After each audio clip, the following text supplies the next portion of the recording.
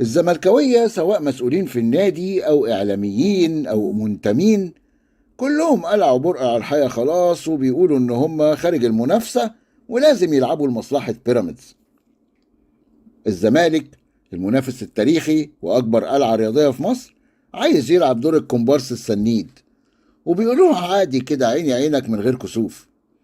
ده لو نادي درجة تانية هيتكسف يقول إنه كومبارس وبيلعب علشان يكسب فريق ويخسر فريق. ده طبعا غير قاعدة الفير بلاي اللي الفيفا حريص عليها كل الحرص. بس فير بلاي ايه ولعب نظيف ايه مع نادي لعيبته بتخطف الكورة من لعيب مصاب، وبدل ما يطلعوا الكورة بره عشان اللعيب المصاب يتعالج بيجروا جري يجيبوا جول؟ فير بلاي ايه ده مع نادي بيرمي لعيبته المصابة والمريضة ومش بيرضى يعالجها؟ فير بلاي ايه مع نادي طول عمره بيفوت لولاد العم عشان يخسر الاهلي؟ فير بلاي ايه ده مع نادي بيلم الكور من الملعب عشان يضيع وقت؟ فير بلاي ايه ده مع نادي بيرمي كور في الملعب عشان يعطل هجمة خطيرة عليه؟ فير بلاي ازاي مع نادي بيخلي الناشئين بتوعه يقفوا ورا جول المنافس يهزوا الشبكة عشان يلخموا الحارس ويكسروا النحس؟ النادي ده نادي قليل قوي وما عندهمش عزة نفس وكبرياء الكبار. من الاخر كده كرامتهم مش بتنقح عليهم. كرههم للاهلي بيخليهم على استعداد يعملوا اي حاجة عشان يأذوا الاهلي، يفوتوا للإسماعيلي، يتآمروا مع بيراميدز، يوقعوا بين الأهلي والهلال السوداني، يوقعوا بين الأهلي والترجي التونسي. منافس تعبان قوي ما يعرفش ينافس في الملعب، فبيعمل أي كيد وأذى زي الدرر كده بره الملعب. عمركم سمعتوا إن الأهلي فوت ماتش لحد لمصلحة حد تاني؟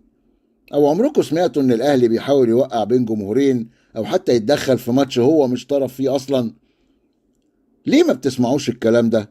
لأن الأهلي عنده كبرياء الأندية الكبرى، الناس اللي عندها كرامة ودايما بتلعب لمصلحتها وبس، وطبعا إرساء لمبدأ الفير بلاي. كل ما المواقف المقززة بتاعتهم دي بتتكرر قدامي على طول بفتكر هاني العجيزي لما قال في حديث تلفزيوني إن هو لما كان في ناشئين الزمالك كانوا بيربوا الناشئين على كره الأهلي مش على حب الزمالك، وإنه لما راح الأهلي اكتشف بنفسه الخدعة الكبرى اللي كان عايش فيها. اختصارا للكلام، النادي ده مش منافس، النادي ده درة لابدة في الذرة مستنية أي لحظة ضعف لدرتها عشان تأذيها. النادي ده عنده كمية غل وغيرة وحقد تكفي قارة بحالها. النادي ده بالونة منفوخة على الفاضي واخد حجم أكبر من حجمه الحقيقي بكتير.